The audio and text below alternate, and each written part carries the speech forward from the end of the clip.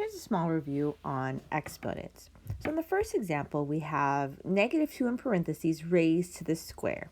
So when it's raised to a power, remember what that means. This is just repeated multiplication.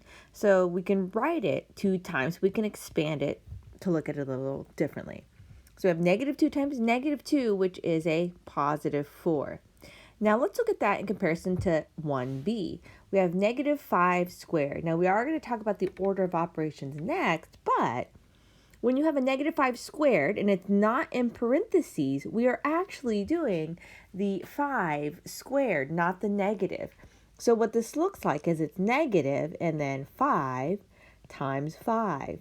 So therefore, we multiply that first, which is 25, then we multiply the negative in the front. So that's why this is negative 25. So if it's in the parentheses, everything, you write it twice. The whole thing is squared. But here on 1b, the 5 is only squared, then the negative still applies last.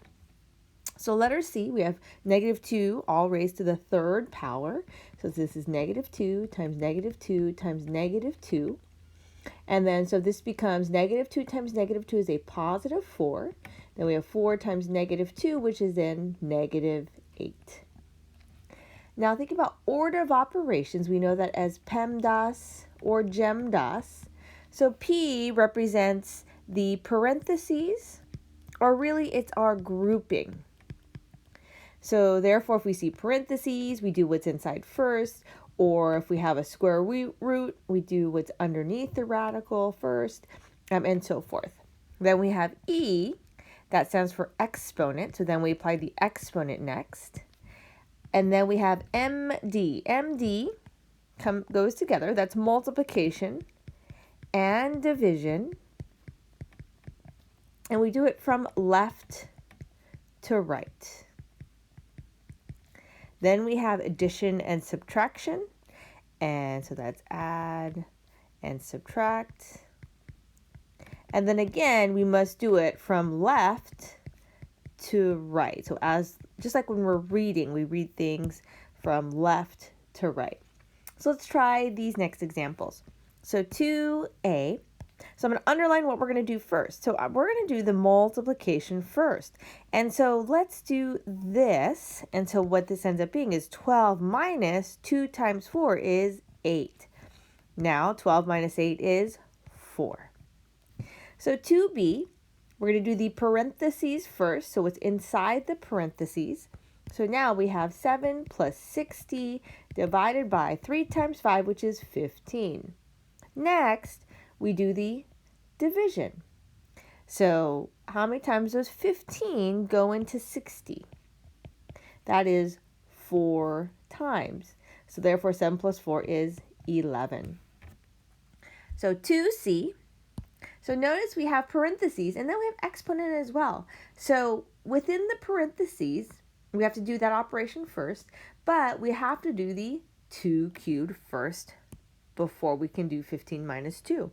So therefore, we're going to take care of the 2 cubed first. So let's write everything. We have 42 divided by 15 minus 2 to the third power. That's 2 times 2 times 2. That's what this is. So therefore, that is 8. Now, 42 divided by, now 15 minus 8 is 7. Then 42 divided by 7 is 6.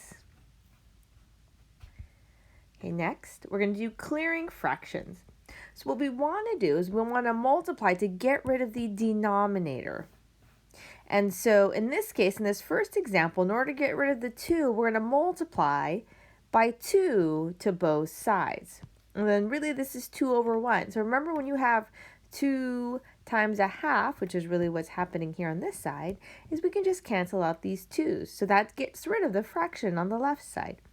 Now we have x equals 4 times 2, which is 8. So clearing the fraction, just multiplying to everything in order to get rid of that denominator here. Okay, let's try 3b. So we could multiply by 2, but a nicer way to do this is let's just subtract 9 first. So I'll do this 2 ways, so just so you can see it.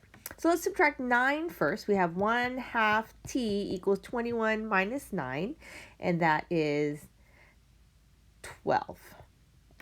Then, in order to clear the fraction, let's multiply by 2 to both sides. And therefore, we get t equals 24. Now, another way to do this, so it's nicer if you can just, combine the whole numbers first. And so what if we did it this way instead? What if we wanted to multiply before we subtracted? So let me just show you what that looks like. Now, it's really, really important when you do this. And if you want to multiply in this step, that you multiply 2 to every single term. So now this becomes t plus 9 times 2. We're multiplying by 2. That's 18. And then 21 times 2. So that's not a power, sorry. 21 times 2.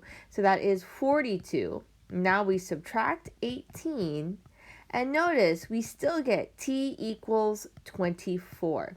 So there are reasons as to why you want to multiply first, or whether you want to, combine the integers first, like your whole numbers here. So in this case, this is nicer to do it this way, the way I did it the initial one, because it makes the numbers smaller. Here the numbers are a little larger, and then it's just kind of easier to make just those minor mistakes. Now let's take a look at 3c. We have 3/4 w minus 1/2 w minus 4 equals 12. So, you could always approach these in different ways. So first I notice that first of all, this is w and w. And before I can subtract these, what must be true about the fractions? Well, the fractions have to have a common denominator. So right now they're not a common denominator, but we can make it so.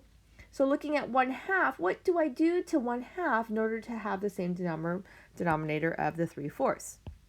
I'm going to multiply 2 over 2 to the 1/2. And so notice this is what happens. So I'm going to rewrite it 3/4 w minus 2. When we multiply fractions, we multiply across. So it's 2 over 2 times 2, which is 4w. And let's write the rest. Minus 4 equals 12. So now they have a common denominator, so we can combine them. Now another thing just to double check your work, 2 over 4 is still the same thing as 1 over 2, right? If we were to reduce this, dividing 2 to the top and the bottom, we would still get a half. So now we can subtract these, so 3/4 w minus 2/4 w. We are left with 1/4 w, and then let's write the rest. Minus 4 equals 12. Now let's go ahead and add 4 first. I don't want to multiply, I want to add 4 first. So we have 1/4 w equals 16. And now let's multiply at this point. So multiply by 4 to both sides. And then so therefore we get that w equals 64. Okay, so if you didn't get that answer and you tried it out, it may have been that if you decided to multiply at this point here, remember when you're multiplying by 4, you're multiplying 4 to this term, here, this one, and this one, so be very careful.